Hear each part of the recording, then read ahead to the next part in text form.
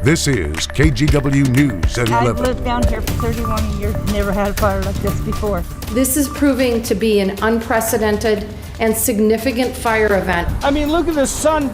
If that's the sun or the moon, I don't know. It looks like a little red nickel in the sky.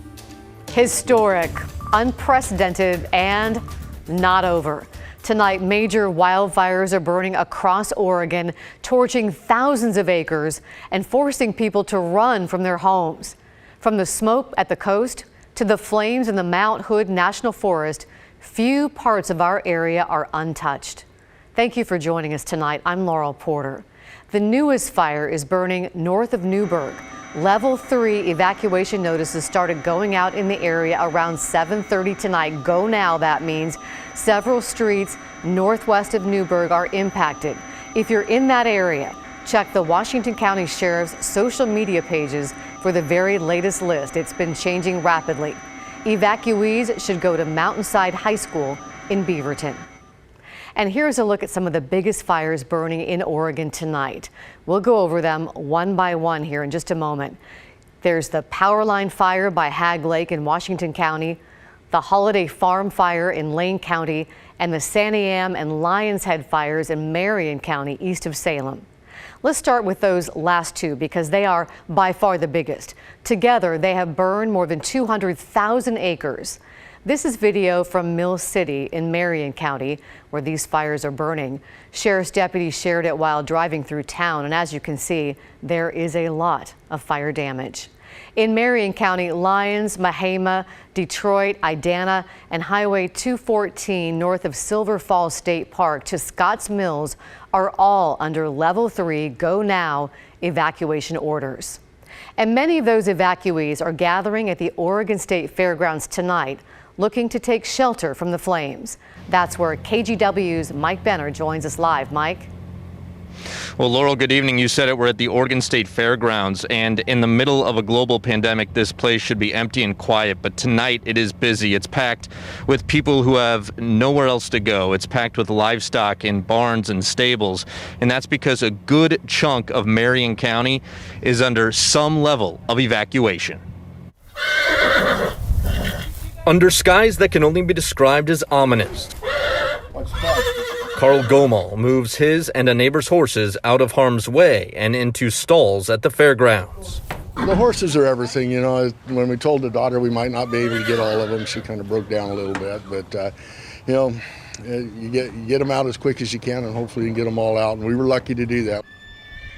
Lucky indeed. Gomal lives in the Staten area, and the Santiam fire is burning too close for comfort. I was a little nervous getting out of there, but now you just got to figure out what's going to go on, you know, so hopefully the insurance is good. So. A lot of people are saying that right now, with hundreds of acres in Marion County up in flames. We are east of Salem, in fact, not too far from the small town of Lyons. You'll notice the flames here behind me lighting up the hillside. The smoke in this area is so thick it makes your eyes water. No question about it, the Santiam fire is wreaking havoc in Marion County. The threat is so real, the Department of Corrections evacuated more than 1,400 inmates from 3 Salem area prisons. They were moved to the Oregon State Penitentiary. The wife of an inmate there telling us she's beyond concerned. I'm worried about COVID. I'm worried about 2 weeks from now, what that's going to look like. I'm worried about riots breaking out. Nothing good can come from this. Needless to say, there are plenty of unknowns as we approach midweek. What is clear, at least to Carl Gomal, is the amazing work of firefighters under the most difficult of conditions. We got a lot of faith in the firefighters. They'll take care of it for us. So a lot of good people out there on the front. So. And we certainly second what that gentleman said. Hats off to firefighters working late into the night. One more thing worth mentioning, if there's a silver lining in any of this, it is the spirit of the community. It's been wonderful watching people work together to get through this. Laurel. And our hearts certainly go out to all those impacted and to the firefighters. They've got to be so tired right now. Thank you, Mike. More than a dozen fires are burning in Clackamas County and have forced the evacuation of more than 1,500 homes. Everything you see here in red on this map is under a Level 3 Go Now evacuation order. But everyone in the county is under at least a level 1 be ready order. The sheriff just made this plea in a late night news conference. In some of these rural communities, we really need your help to make sure we're checking on everybody and making sure that they're aware that they need to be prepared to leave. Some of these individuals that we're reaching out to, we're giving them minutes notice to leave. And that includes the area around the 10,000-acre Riverside fire. Here's a look at it from Sky 8. Officials say it continues to grow and is pushing west down Highway 224. They have set up barricades at Promontory Park, which is along the highway on the way to Estacada. The entire Mount Hood National Forest is closed due to the fire danger. Clackamas County commissioners have also declared a state of emergency as these fires are burning in both rural and urban areas. Another large one is in Molalla, where flames broke out at a lumber mill. It burned about 200 acres. And 2 more fires also burned south of Molalla. One off Wilhoit and Bird Road prompted dozens of evacuations. This kind of wind event, is a once in a 100-year event, and it's here.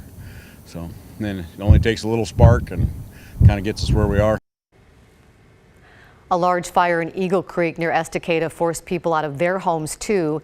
Evacuees in Clackamas County can check in at Clackamas Community College. A county spokeswoman says they're not doing congregate shelters where everybody is together because of COVID, so they're giving people hotel vouchers.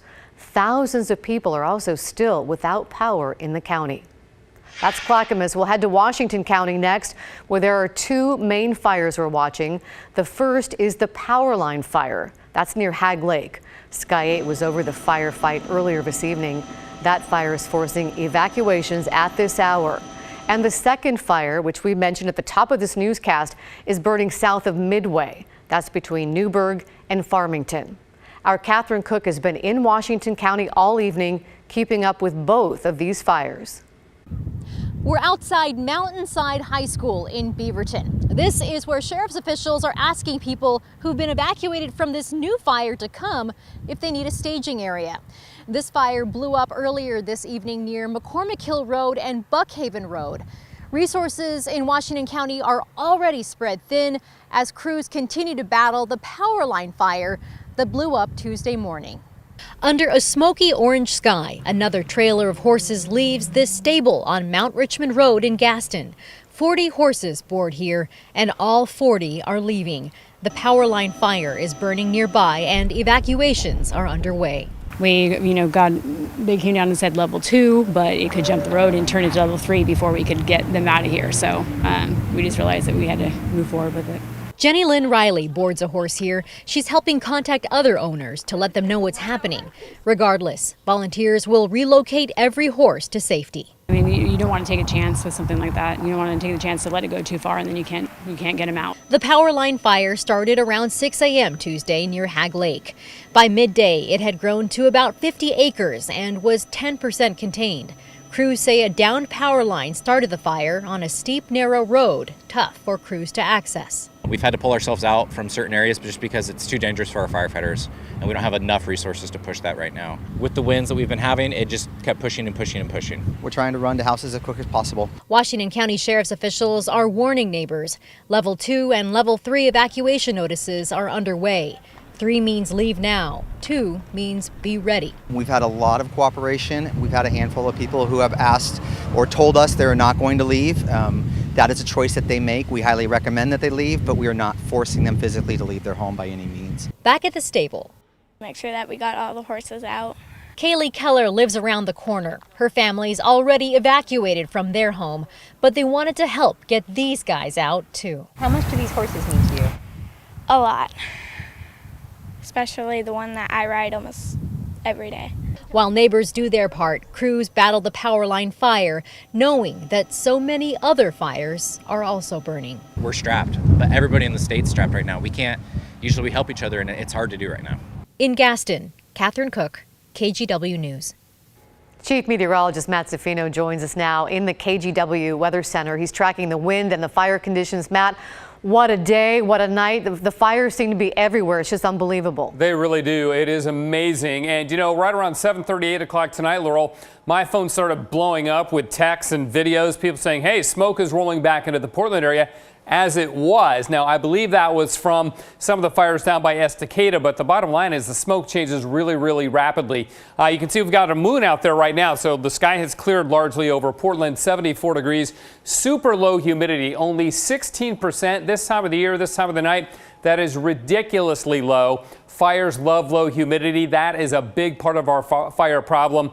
The bigger part, of course, is that east wind at 22 miles an hour right now out of the airport. Let's check more winds for you. Northeast winds in Hillsborough, northeast winds at McMinnville, about 13, 14 miles an hour. The winds will lay down a bit during the nighttime hours, at least on a night like tonight. They will decouple, we say, because the surface winds will actually separate from the higher winds that are just a couple thousand feet above the surface. More wind reports, though, over in Yamhill County and in Clackamas County, where we're seeing the fires. And a little bit of good news, the winds have become light and a little bit more variable, and that'll help the firefighters get a handle on that. The general trend with the winds will still be from the north and northeast down the valley to the south and southwest. In the Portland area, more of a straight east to west wind. Here are the wind values for you overnight. The gusts will be in the 30-mile-an-hour range right as we go into the early morning hours, as you can see. Now, what about the smoke? We had that blast of smoke in the Portland area, and that may happen again tomorrow, though I think if it comes down the gorge like this, it'll be more of a high-level smoke that we're dealing with, so it's likely going to be hazy and hot. So the bottom line is this: the strong east winds will continue overnight, especially on the ridges and near the gorge. The smoke changes rapidly as fires grow and new fires ignite. And we're going to see those winds finally shift tomorrow night to a northerly wind, but it will be hot for the rest of the week. And then one more piece of video for you. This is from Southern Oregon down in Medford. Unbelievable fire there. Much of that city of 82,000 people is under evacuation orders. I'll have more on the fires a little bit later, Laura, but I mean, this is really the entire West Coast. Back to you. Well, we talk about an apocalyptic view. That one from Medford certainly looks like it. Thank you, Matt.